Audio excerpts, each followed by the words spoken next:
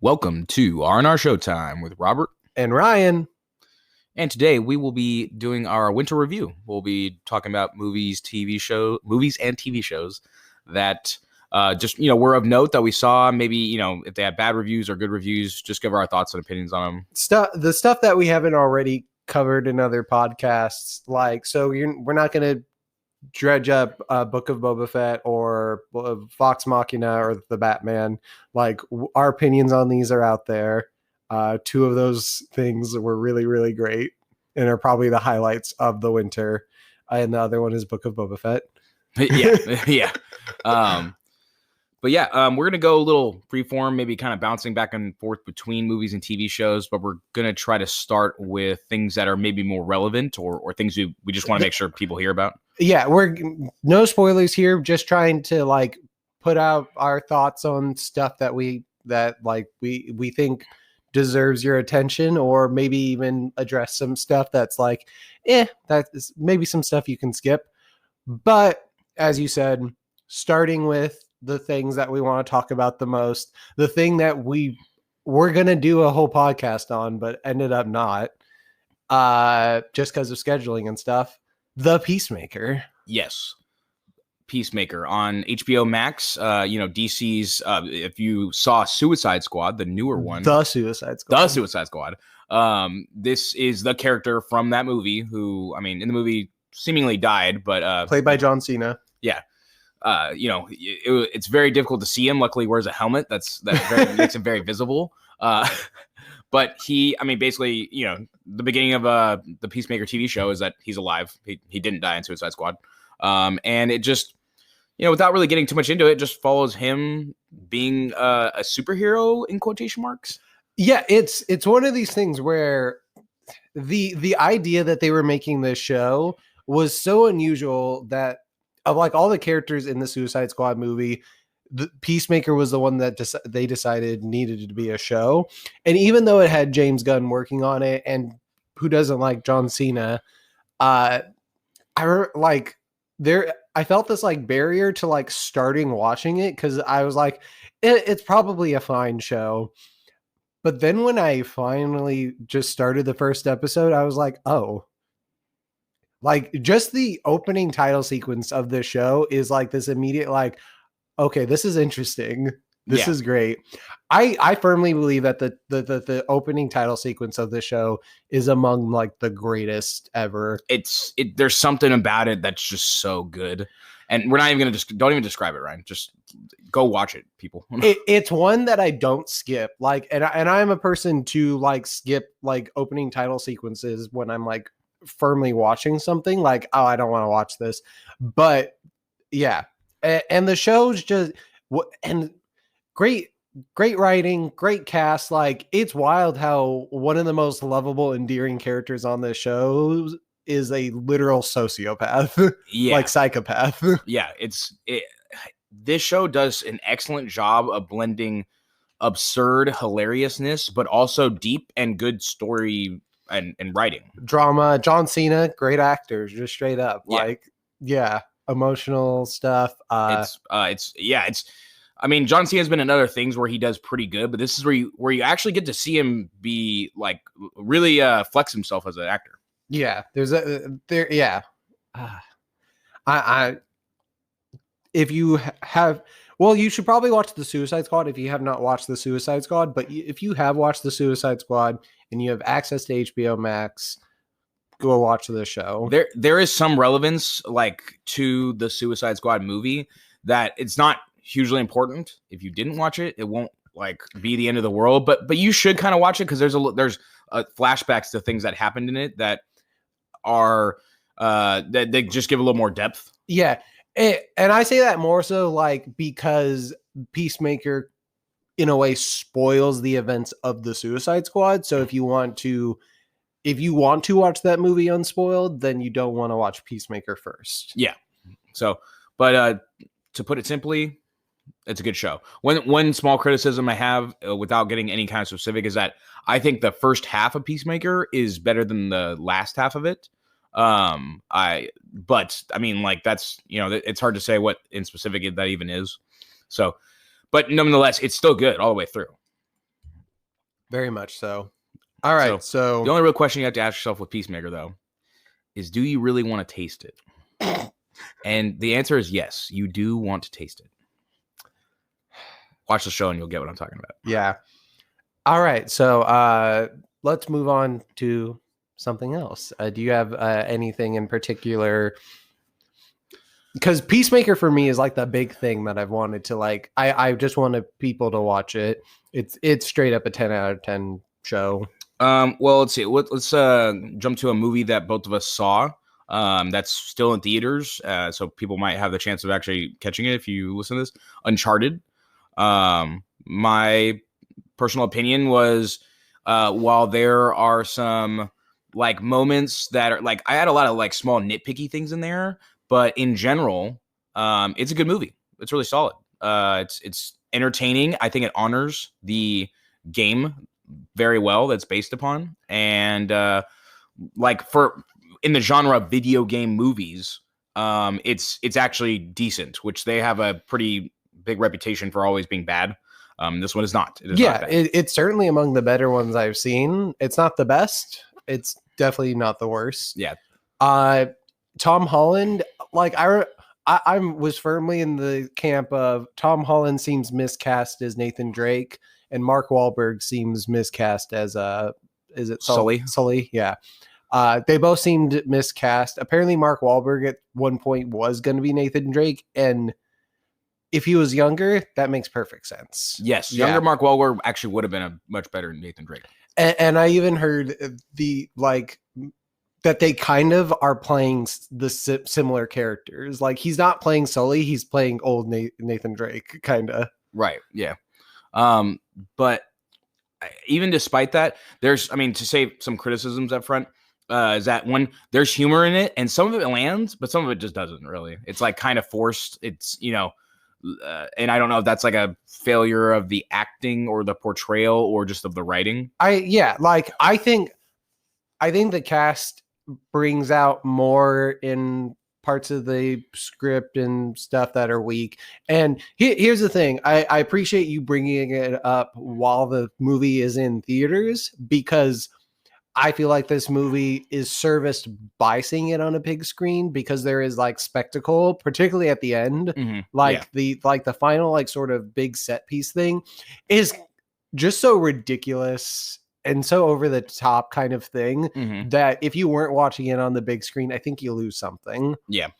And the effects of that scene are really well done. Yeah, absolutely. But it's even with any criticisms that I might have, which there's, again, I'm not going to go through any of them, but there's a ton of small nitpicks where I'm like, that doesn't make sense. But if you just get over those things, I mean, and just accept, hey, this is a movie, you know, this is a video game. Yeah, this is a video game being portrayed in a movie form. So there's decent action. There's some good humor. The story makes sense. It doesn't actually like it all kind of runs in the way it should.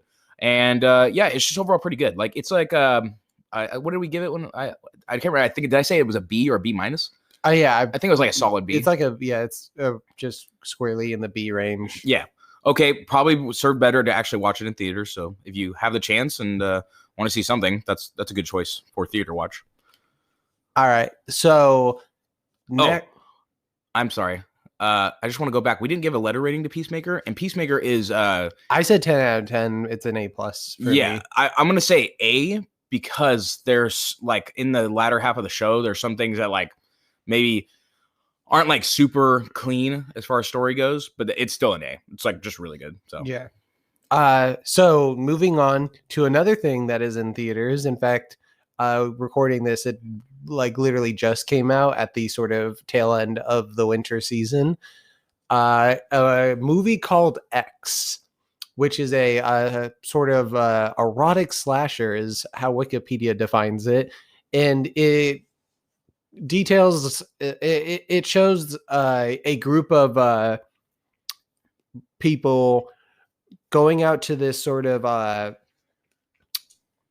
ranch house place, boarding home on this old couple's property in Texas so that they can shoot a porno. and they want to they want to make a great porno, like the kind that'll like make them all big stars and stuff. And they shoot the porno, and they're doing it in secrecy. They're trying not to let the old couple know because they don't want them to like, you know, get like upset about them doing this. And they do the filming. Everyone has fun, sexy stuff. Stuff happens, and then at the turn of the night, it becomes like a bloodbath. And it's just it's very reminiscent of like that era, the 70s era, because this movie is set like in 1979 in Texas, and it's very reminiscent of that era of horror movies. You get a lot of Texas Chainsaw Massacre in particular, but there's like a lot of like little nods and references to older classic movies, some Hitchcock elements and stuff. And I just found it to be like a really like suspenseful time. Like it effectively elicits the intended emotions and tensions where it expects the audience to have those reactions. And if you like horror, if you like slasher type movies, this is one to go see. We don't like horror can be quite hit or miss, and I think that this is a definitely one of higher quality. Okay, yeah, I'm not big on horrors and slashers in general, but like if they're actually like decent, I do consider them. Kind of coming right off of a horror slasher one. This is like a small one I want to mention. I just happened to watch this movie called No Exit on Hulu. The reason I did actually end up watching it was I watched it with my lady, and she really she basically said this one's it's set in Tahoe, but the main protagonist like comes from Sacramento, so it's kind of like, whoa, hey Sacramento, we live here. There's a little bit of that, but it's set just up in Tahoe, you know, pretty close by, and it's you know, I'm not super keen on horrors and slashers and what suspense movies. This has some good elements. I think for people that like them, they might enjoy this. I've got some nitpicks about it. What did Emily think? She thought it was. She watched it almost all the way the first time and thought it was really great. And then when she watched it again with me, thought that it was like maybe had a lower opinion of it on her second watch. So I want to say the main protagonist does a good job acting. But you know, there's parts of it that kind of fall apart a little bit. But it's okay. Again, I have a little bit of a bias because I don't really enjoy those movies quite as much, but I would give it like a C plus. It was serviceable. Like I wouldn't say it's like a definitely go watch it, but I mean, if you like those kind of movies, you probably might enjoy this one. So. Yeah. And if it's on streaming, makes it easy to watch. So while we're on the ball of horror slasher, there's one more I want to talk about, and that's Scream, the most recent entry in the franchise. And I'll admit that I think I have a higher opinion of Scream maybe than most people do, because I think the original Scream movie is like arguably maybe not the best slasher film, but it's like up there. I think it's like legitimately one of the best horror movies ever. And I think every sequel to that movie has been a good movie, has been a solid like horror movie, even Scream 4. And this new Scream movie is no exception. It's easily the bloodiest and goriest of any of the Scream movies. And it's also even more like meta and referential than the movies prior to it. One of the most interesting things I found about the movie is that it really had commentary on The Last Jedi for some reason. Because it references in the Scream universe, there are I can't remember what the Stab movies are, basically the movies in the Scream universe telling the story of the actual killings in Scream. And there's reference of Stab 7 or Stab 8 or something. And it's very clearly like a parallel of like the discourse around The Last Jedi. Wow. Interesting. Yeah. That's Okay, that's kind of funny. I And, like that. and it plays into a reveal late into the movie, which I don't like. Part of the fun of the movies is you want to guess the killers, and this is one of those, and it's one of the things where it's like, can you guess who the killer, maybe killers, who knows, are prior to like the reveal? Yeah, but you do find yourself like, well, maybe it's not. Maybe it's this. Yeah, you keep yourself guessing. Mhm. The people you expect to die aren't necessarily the people who end up dying.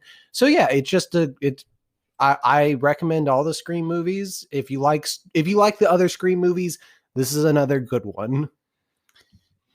I mean, I watched the original Scream movie, and I might have seen some of like 2 or 3, but Yeah. I don't really follow those movies that much.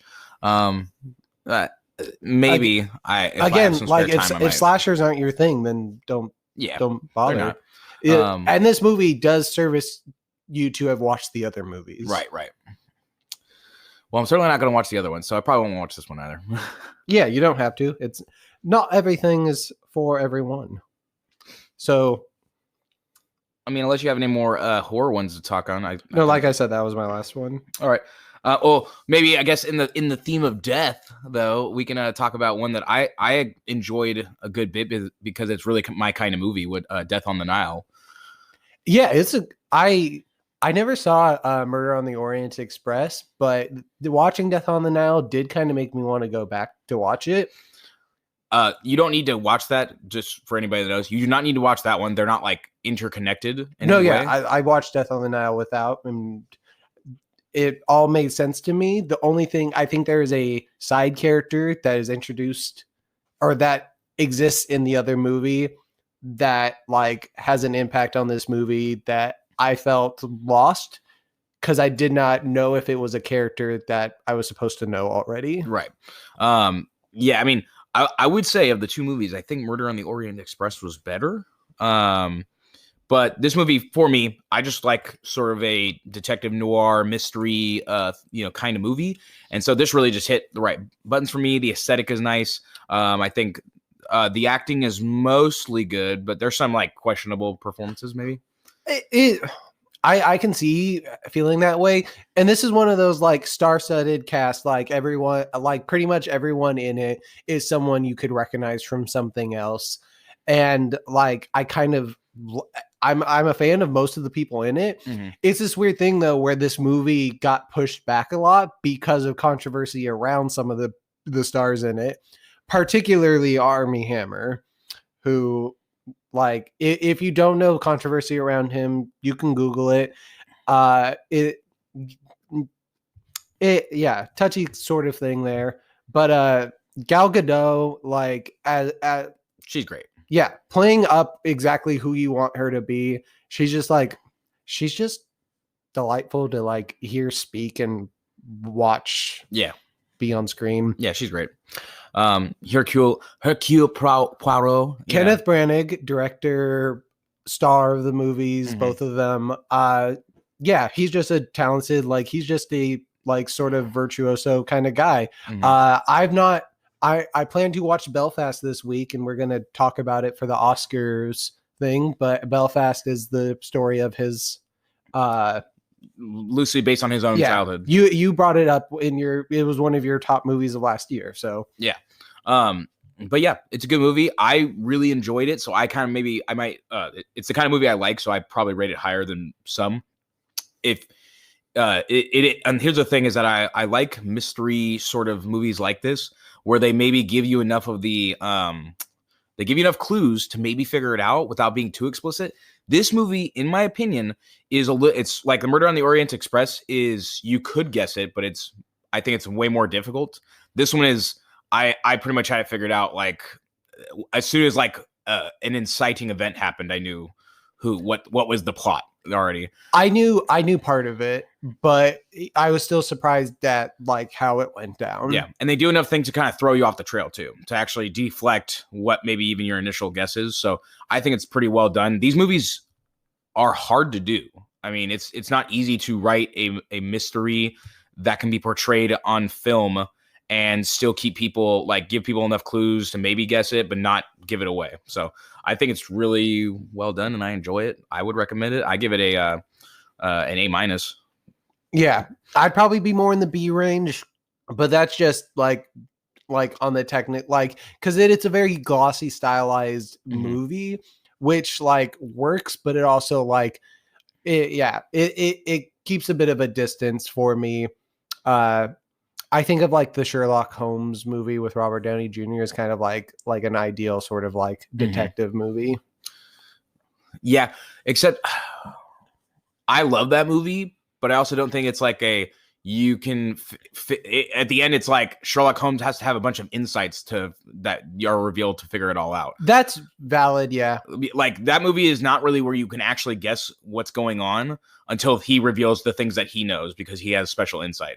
This movie is like everything you need to know is pretty much on screen. But nonetheless, good movie. I would recommend. Moving on, again, like you brought up the theme of death. This is sort of a loose transition, but going back to TV, there's this little show that I watched recently called The Boys Presents Diabolical, which is a little animated anthology series in the universe of The Boys. And it follows like sort of ancillary characters within the universe of The Boys, some characters that have been in the show already, and some that don't exist in the show at all. And it's all animated, different animation styles each episode, different plots. And it's just like sort of it's fascinating to get this broader look at the universe of the show and these characters. But it's also just like entertaining, and like the first episode is a sort of silent like Looney Tunes esque era thing where like nobody talks, and it's sort of like following a baby like getting into situations where it could harm itself and like inadvertently like making it through stuff, kind of like in the vein of the dog that follows the cat around, that old like Looney Tunes cartoon. And that's just the first episode, but it's all the episodes are also horrifically violent, like The Boys.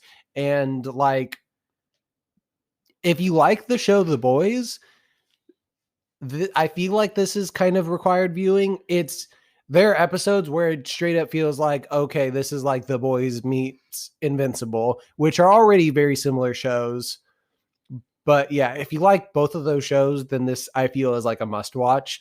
And there are things in this that I think are going to tie into the next season of The Boys to come this year.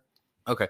You said they're anthologies. Are they interconnected at all? Like, do they either have, could I watch one independent of all the other ones? Yes. Like the episodes themselves have nothing to do with each other than, there's really nothing that connects them. Okay, cool. Well, that's than they're in the same universe. I'll probably watch them all because I definitely want to. If there's any maybe tie-ins to the new season of The Boys, I want to catch that. Yeah.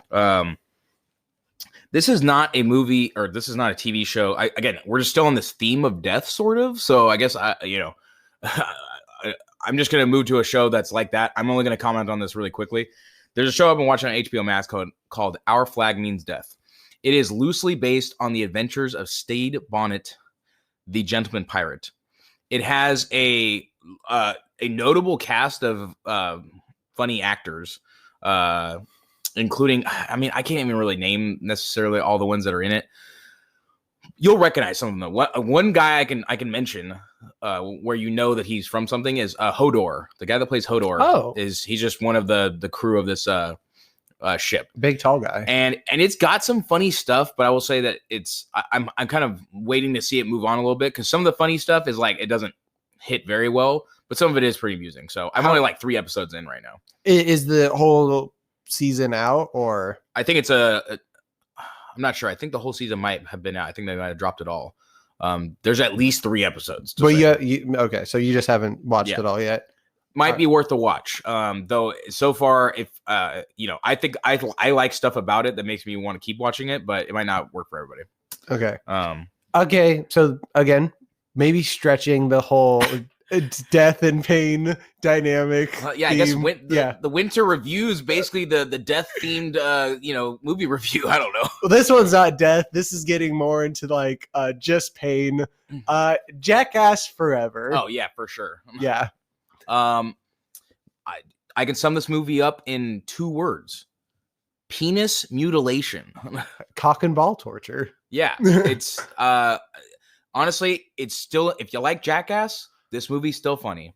And there's a good half of the movie that isn't penises. Half might be generous, though. A third. Yeah, a third. But a larger majority of this movie has something to do with penises and balls. Just so if your sensibilities are offended by that, then you might not want to watch this one. But if you like the other Jackass movies, this is another one, and it kind of lives up to what you would expect. Like, they're 10 years removed from the last one, and they're 10 years older, like pushing 50 for some of them. Yeah.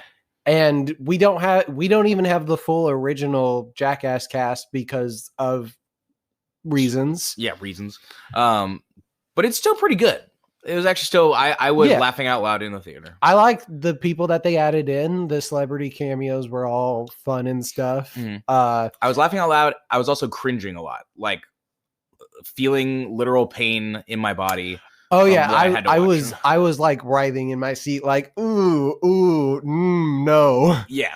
So, that's pretty much all that needs to be said about that movie, though. It's pretty good if you like Jackass. Go take a look. Might not need to watch it on the big screen. Doesn't really add anything to what's happening. I mean,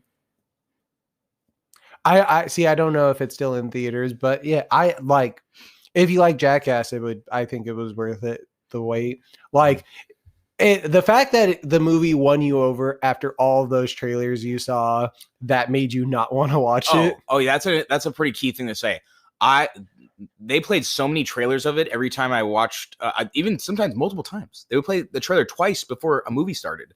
I had to watch so many of that trailer that I actually like almost didn't even want to go watch it. It like annoyed me how many times I had to see that trailer. But I was like, I got over it and went and saw it and was still, it was, it's Jackass, man. If you like Jackass when you're younger, you'll probably like this too. So yeah. Well, in the vein of I don't know, absurdity and hilarity, I want to talk about a TV show that I find I enjoy quite a bit. And it has its season 2 that came out a few weeks ago. I mean, they just I think it's been about 2 or 3 weeks since the finale of this season came out. It's on HBO Max, Righteous Gemstones, which has Danny McBride. Yeah, Danny McBride and John Goodman and Adam Devine. Adam Devine, from Workaholics. And then basically it's Danny McBride in a Danny McBride show. If you've seen his Vice Principals, Eastbound and Down. Yeah, Eastbound and Down. It's very much the same kind of humor. He's not like the main character necessarily in this one, but he is obviously a feature character. But a lot of the other people get their own screen time and stuff. And this show it's mostly absurd hilarity, which is sometimes just totally absurd, but sometimes it's actually just like genuinely funny. And the whole thing's a little so over the top that it's not over the top in the way that makes it like bad. It's over the top in the way that makes it actually still good. It's intentionally over the top. Like the show isn't taking itself too seriously. But still actually, it still has a decent sort of plot going on. In this second season, there's kind of like a mystery sort of going on that I was trying to figure out. And so some ways it engaged my mind a little more. But there's just lots of like funny, weird little, stupid things. Oh, and to say the general plot of it is it's about a family of superstar, what is it? Preachers. Oh yeah, like they are like the most popular preachers, like televangelists. Televangelists. I guess that's the word for them, right? They have their own gemstone streaming service. And they have the mega churches, and they're basically in this canon the most popular one. I've heard the name of the show like put around, and I never knew what it was about. you telling me that makes me more interested in it. Yeah, it's pretty amusing. So I would recommend people check it out. Maybe if you don't like, What's it on? Is it HBO? Or? Yeah, it's on HBO Max. Okay. And second season's out. So yeah, it's pretty funny. If you don't like Danny McBride style hilarity, then you might not like this. But I think it's still good and worth watching. All right. Kind of in the absurdism vein, there has been a new Medea movie that came out just I think about a month ago at this point, a Medea Homecoming, and I've really grown to like appreciate the Medea movies. Sometimes they're just straight up bad, like there were two Boo and Medea Halloweens. The first one I think was a good, funny movie. The second one was just straight up bad. And so Tyler Perry can be quite hit or miss with these Medea movies, but I think this one definitely falls in the range of good, better on those movies, because in the vein that all these movies sort of have like serious plot lines and undercurrents to them, like there's, I think Medea Goes to Jail is the one where a girl was like, like assaulted as like a child or something. And so messed up stuff happens in these movies, but I feel like this is one of the more tamer ones in terms of like the drama going on, while also being kind of the most ridiculous in terms of like stuff that gets revealed, in terms of like what's happening like with the family and the plot that's going on. And it also has this weird flashback sequence of Medea in like the 1960s black and white stylized housewife thing that's just set in the middle of this movie and kind of doesn't really like, it just kind of like changes the movie for like a good like maybe like 5 or 6 minutes to like go on this little adventure with Medea in the 60s. And it's just like it's just such a delightful thing to watch, and it's so weird. And then there's also a credit sequence of Medea performing a song, and it's very delightful. It's very campy, like funny, but also like this sort of wholesome thing. Like you leave the movie feeling good for me, and it's streaming on Netflix. Like who doesn't have Netflix? It's just like, if you like the Medea movies, this is definitely like one to watch. Yeah, I actually might want to check that out then. Yeah. I have enjoyed Medea movies, so but it's also a movie where I'm never like rushing to the theater to watch it, or like I'm never like, oh my god, a Medea movie's out. But like I always like them. They're always not only they can be very compelling with the stories they tell, the serious subject, but also hilarious. So I don't like giving away jokes, but there's a very early bit in the movie where Mr. Brown from like the Meet the Brown show catches on fire, and Medea fills up a cup of water, walks outside, and uses the cup of water to put out her burning plant. Well, like, you caught my tree on fire, Brown. All right, yeah. Well, let's see. I guess what can we move on to? Maybe we could talk about Cyrano. Sure. Yeah. Cyrano. It's a musical adaptation of I don't know if it's a play or a book. It's a play. So Cyrano is the musical version of, I think, an older play. Yes, and the basic plot of it is a man who finds himself to be very unattractive, because in the original play Cyrano, I did read this small thing, is that it was because he had a huge nose. In this one, it's because he's portrayed by Peter Dinklage, and he's a midget. But he, the person himself, is like a very intelligent, very well-spoken, great vocabulary, a poet, an artist, but also a soldier, a warrior. Loves a woman, but does not think he can be loved because of his deformity, right? And in the movie we see because he's a midget. And she sort of has a love at first sight of a man, and he helps facilitate this through his own writing these letters to him, facilitate the growing of their love, when in reality it's his words that she's falling in love with. And so it's an interesting sort of plot, and I think very compelling. And if you like musicals, I think this has some really great musical numbers. It's a weird kind of movie where like a lot of the music if it plays very like low key almost. Like there's like songs that are like sweeping, but like aside from one song towards the end of the movie, which is very much the highlight of the film, and you'll kind of know it when you see it. It has to do with soldiers, and it is very much the whole highlight of the movie. It's the best song in the movie. Yeah. But a lot of the other songs are like they'll have scale to them, like they'll have a bunch of people dancing and stuff, but the song itself doesn't like have this sort of epicness that you might expect from like a movie, like an extravagant movie musical. But that's not a bad thing. Honestly, I like it. It actually makes me like it more, because sometimes musicals are meant to be where it's like almost over the top. Like you just completely, like, we know that there's some action going on, but like it basically, everybody in the movie ignores that they're in a musical for a moment and completely break out in song and stop what they're doing to like dance and jump on tables and all kinds of crazy stuff. Here, it's woven into what's happening, and it makes sense. It could just be these people are really just speaking, but also in lyrical song. Yeah. And so I think it's really good. It was like an A- movie for me. And Peter Dinklage, always great. A-, maybe even an A movie, actually. I don't have a lot of criticism for it, really. So, but it's hard for me to always give an A+. But yeah, it's like this is an A, maybe even better movie. Yeah.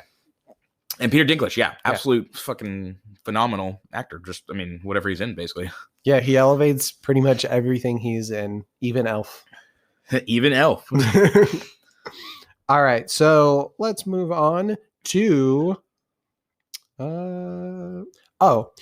this is kind of a big one that I probably should bring up. Disney Pixar's newest release, Turning Red, straight to Disney Plus, and it's delightful. It's very cute. Is it the best Pixar movie?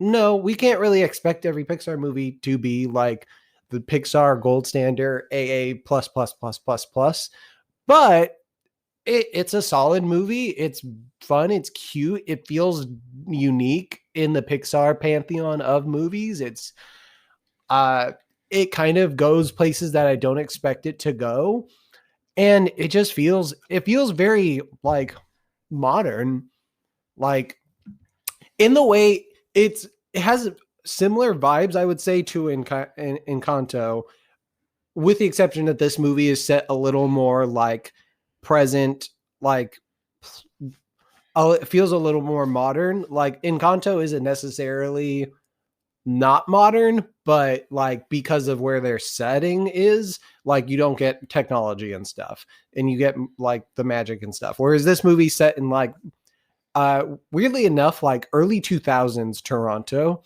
which is also an interesting choice of the movie too, because I believe like the director of the film or the writer of the film like was this age in the early 2000s, and so that's why it's set this at this time, and it very much is in the vibe and feel of that time, whereas also being modern, sensible to like 2022. Yeah. Cool. I don't know. I was catching a little flick of it when somebody else was watching it, and it looks actually pretty decent, but I don't know that I'm going to spend the time to watch it. Here's the thing I will say. When I started watching it, it kind of comes like very hard, I'd say. Like it's very much in that stylized graphics popping up, fast talking, stuff happens, action, like movement, like very much like grab your attention kind of thing. And I was like, and it went on for quite a while of that kind of style. And I was like, this is beginning to be a bit too much, but it starts to sort of peel that stuff back. Like a good comparison, I found that this movie felt very much in the vein of like an animated kind of Scott Pilgrim versus the World style, where he'll just be walking around and like stuff is happening that like sort of accentuates the things that are happening.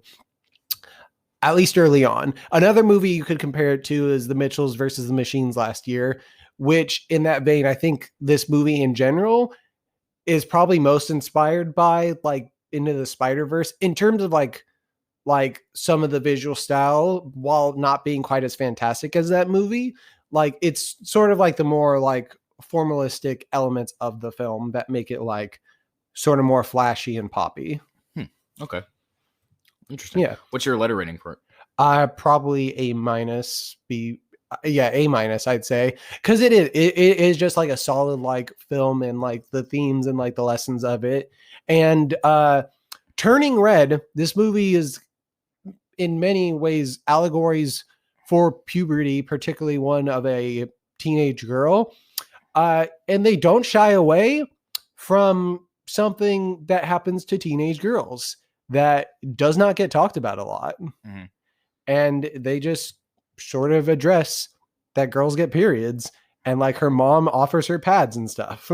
Yeah, I did actually see that scene. That was one of the things I saw. Yeah. And it's the kind of thing where it's like, I've never seen that in a Disney movie before, but then you start to think about it. I'm like, why isn't that just a thing? Like it's a thing that happens to people. Mm-hmm. And like, yeah, it's kind of messed up like that.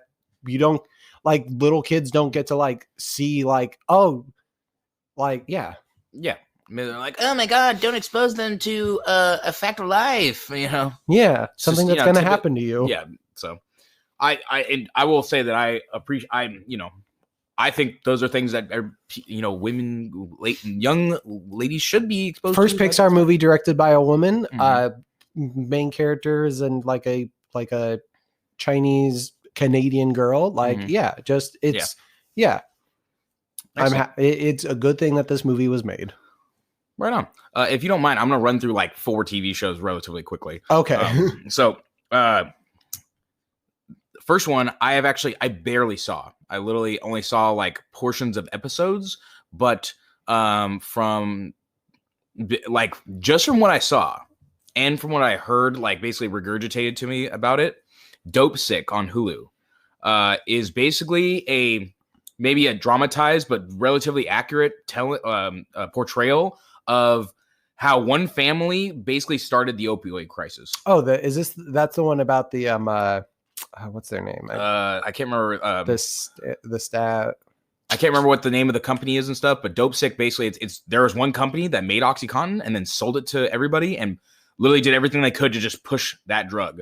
And even though it was like quickly becoming apparent that it was destroying people's health and communities, and how they just avoided basically getting in trouble or anything happening to them at all. Yeah, and they're still rich and wealthy. Yeah. So it is revealing and will probably outrage some people. You'll be like, what how did these things how did they get away with these things in some ways? So there's that. Pam and Tommy, also on Hulu. It's about Pamela Anderson and Tommy Lee Jones of their sex tape being released.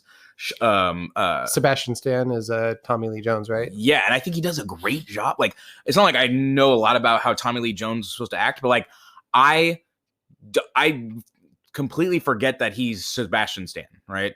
You're like, oh yeah, Winter Soldier, and so, but like, no, man, he is like in that role so well. And I heard he had to do like a physical sort of transformation to like make himself as skinny as Tommy Lee Jones was. Oh yeah, like I think I don't know if you ever see him with his shirt off, like in any of the Marvel movies or anything, but like you can see he has like bulk, like real like solid muscle in the Winter Soldier and Captain not Falcon and Winter Soldier. When you see him portrayed, like he has like some bulk to him.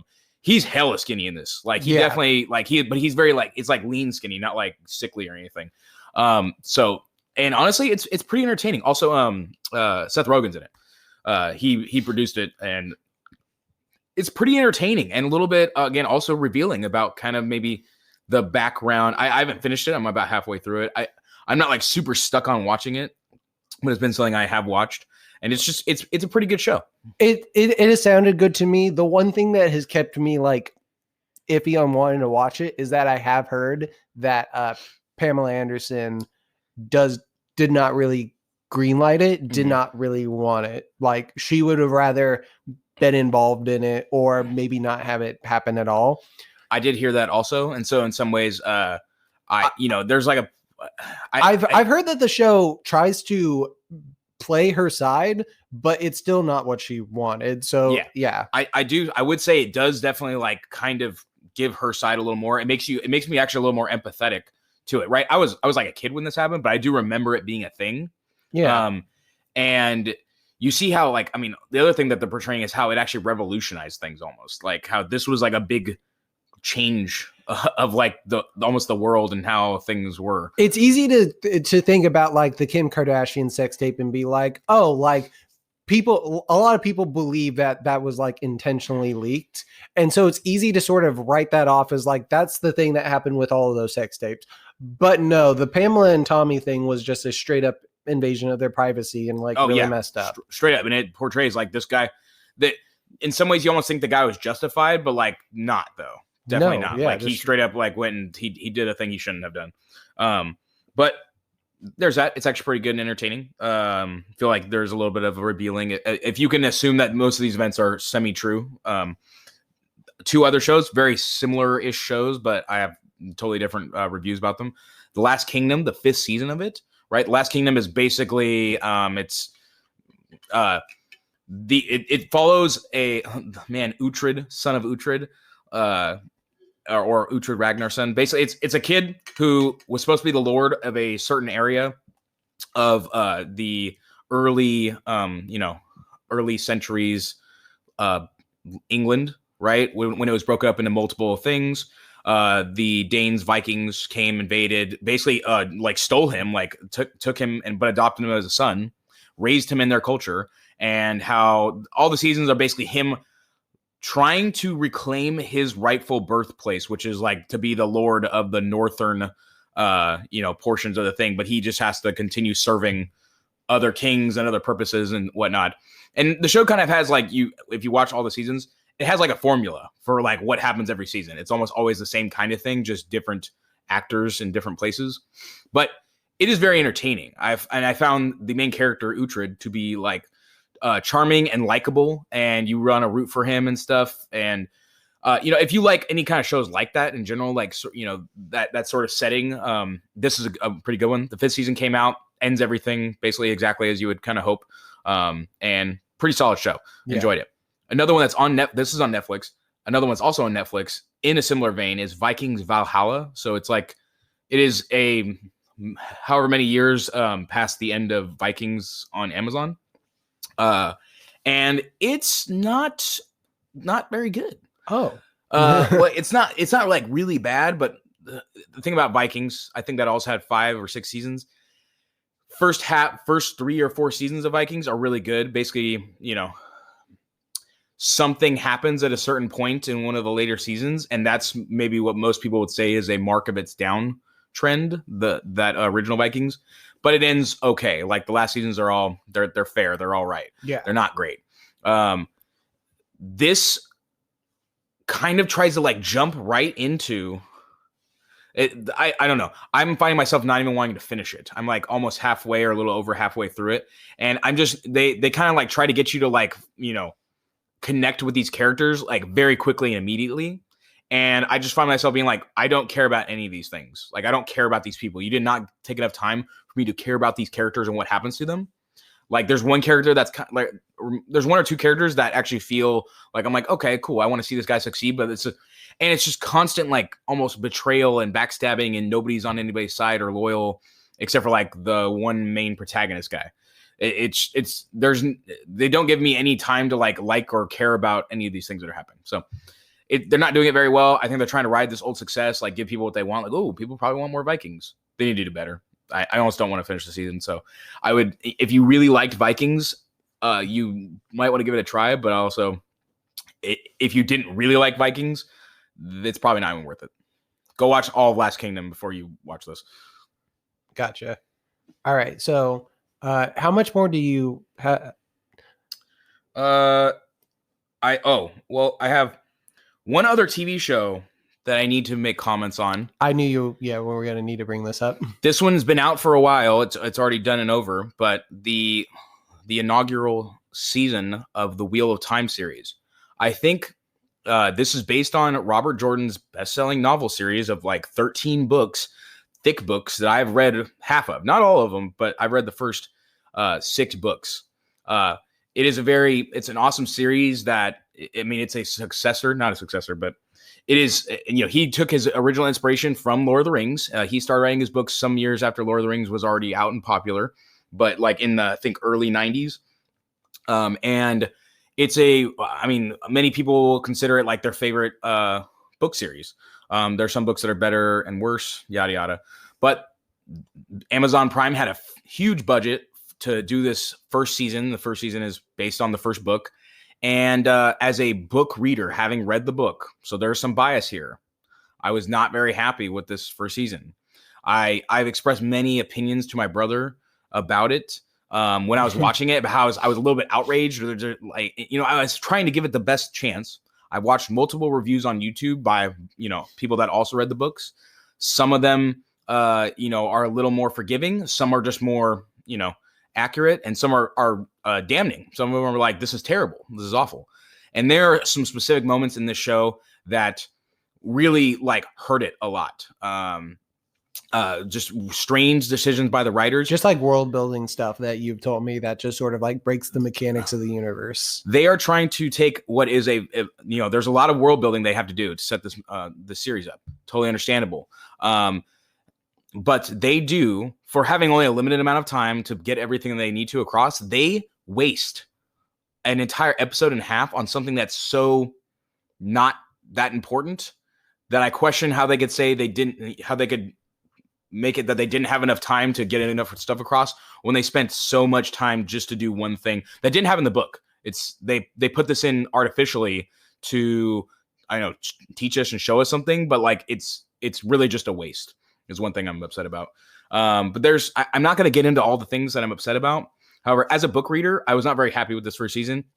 I think it did well enough that they're going to do a season 2. And I really hope that the season 2 will redeem the things I didn't like about season 1. But overall, I have a negative opinion of this first season. If I had to give it a letter grade, I would say like a C+. I think for someone that hasn't seen the book, you might still enjoy it. I'd like to hear more opinions from people that haven't read the books and have opinions on it or anything. Hey, in the comments below, you can say more things here. If there's enough interest, I'll do a whole thing where I write down or I say everything I don't like about that, series, but there's already a bunch of ones on YouTube. So my opinion will just echo probably what a lot of them say. All right. So I definitely had to mention that. All right. Do you have anything else? Quick ones. Matrix, the new Matrix movie that came out like in December. I thought it was all right. Yeah. I think it had some harsh reviews, but I actually thought it was pretty cool. And the Kingsman. Kingsman was also pretty good. There are certain things that that movie has a similar thing, a symptom of Boba Fett, and I think I mentioned this in Boba Fett, which is that it looks like the writers had a lot of cool ideas and then they loosely strung them together with the story to just see a bunch of cool things happen, as opposed to having a solid story and so some ways it breaks down story wise, but still cool stuff to watch. It was cool to watch it in theaters for some big action scenes. And yeah, that's pretty much all the things I can talk about. There's one more thing I would like to address. Actually, maybe 2 things, but okay. So RuPaul's Drag Race is a show franchise that I'm quite a fan of at this point. And recently we've had 2 seasons go on. The 14th season of the main show, RuPaul's Drag Race, the US version, which has been going quite swimmingly. It's one of the best seasons I've seen in so far. I think it's one of the best seasons of the show. It is still ongoing at this point. But yeah, lots of fun, drama, all that sort of stuff.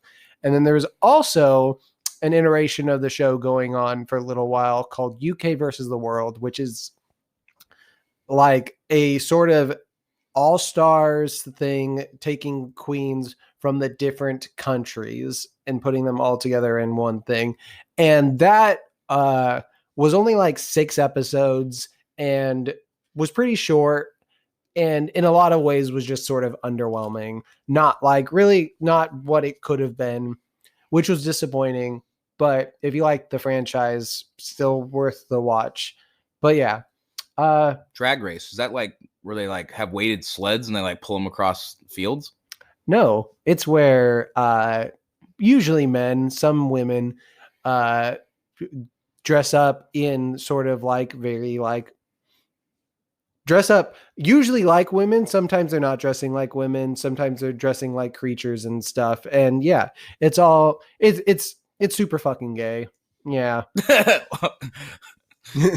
Ostentatious might be a more PC term, right? It's super fucking gay. Or sometimes it's super fucking trans, but largely just gay. Yeah. Okay, cool. I mean, though season 14 of Drag Race has the first ever cis male straight drag queen. So right on. Yeah, work it. Equal opportunity. Yeah. Madeline Morphosis.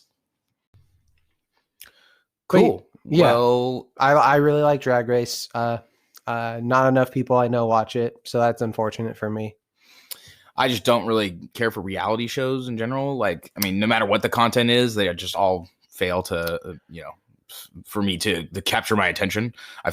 I just feel like they're all like wastes of time, which I understand. People are entertained by them. That's the whole point. And I know that it's not a waste of time for everybody. Everybody likes their own entertainment, but I don't know. Like, I like to see some kind of like compelling stories, or I don't know, just whatever. Like, it's hard for me to like getting your penis mutilated. that is basically like watching a comedy show. Okay. So that's Drag Race is watching a comedy show. Here's the thing, like in comparison to other reality shows, like Drag Race has like these people, like generally speaking, through the course of a season, these people get tested on their ability to lip sync to songs like in a way that is interesting and compelling. And they have to do that pretty much every episode. They have to do acting challenges where they have to be funny. They have to do improv challenges where they have to think on their feet, sometimes playing a character in improv. Sometimes they pull weighted sleds on fields. They do not do that. They don't. Why? It's a drag race, man. They're not dragging and racing. This show is highly misleading. All right. They record songs and like do actual vocal tracks. They make clothing and stuff. They have to make over other people. Like the breadth of things that they have to do in this show, like, is just sort of like an impressive thing that like people on like American Idol and stuff, like all they have to do is sing well. Like the people in the show have to do a whole bunch of stuff, and the grand prize is $100,000. It's not even $1 million, which is kind of a huge ripoff, to be honest. But like, yeah, it's just this sort of like, is it a huge ripoff? $100,000, pretty solid amount of money. Yeah, but like they could give them more. Like they've been giving them $100,000 since this show was on Logo 10 years ago. Like, and at this point, like the people like going onto the show, like invest like thousands of dollars making like bringing clothes and like outfits that will like allow them to like be seen as like higher quality. So they're spending money to compete on this show. Yeah. But yeah, if you've never watched the show, I would recommend giving an episode a try and seeing how you feel. I think the highlights of the show are the lip syncs. So if you just watch one of the particularly good lip syncs, I think that's a sort of like gateway into checking the show out. But again, reality TV is not for everyone. And yeah, it is a very like in your face, like sort of like kind of gay show. So like if that's not your scene, your style, it might not be your show. Yeah. Cool. All right. Well, I think that's all we have to talk about for our winter review. I think so. Yeah. And I would like to do more of these recaps, maybe not peg them seasonally, but if it happens that way, we'll do it that way. Yeah, I mean, we'll probably try and keep hitting seasonal ones, but we would like to try and just get our opinions out there more so people can go into different movies and TV shows with some a little bit of guidance or recommendation. And hey, there's been plenty of stuff that's come out that we haven't watched. Like, let us know what did we not talk about that you think we need to be aware of, or we should go check out. And what stuff in the coming seasons are you looking forward to? I think we're probably going to be talking about Morbius soon. I think that's a good likelihood. Oh hell yeah, Morbius, let's go. Sonic the Hedgehog 2. Yeah, that's the movie event of the year. That's going to be the video game movie of all time. Yeah, okay. Well, I mean, all it has to do is be better than Detective Pikachu, and it's the greatest video game movie ever made. I mean, Detective Pikachu was pretty good though, so. Yeah, it was. Yeah. But yeah, I think that's it for now. So until next time, folks, this has been Robert. And Ryan. Have a good one.